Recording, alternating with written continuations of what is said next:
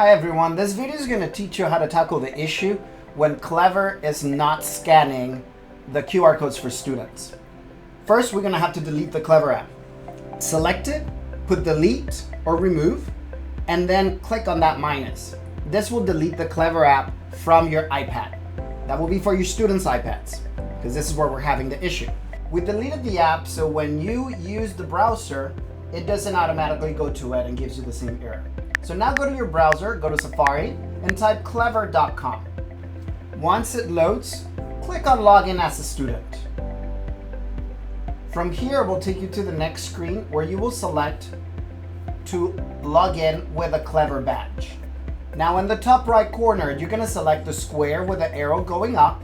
You're going to scroll down and select Add to Home Screen, and then click Add.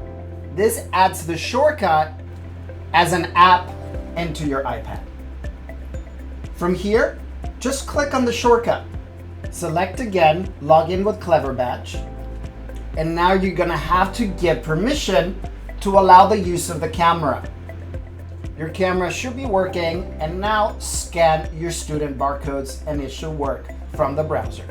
You will also have access to this QR code to scan it directly from the iPad camera and go to without creating the shortcut.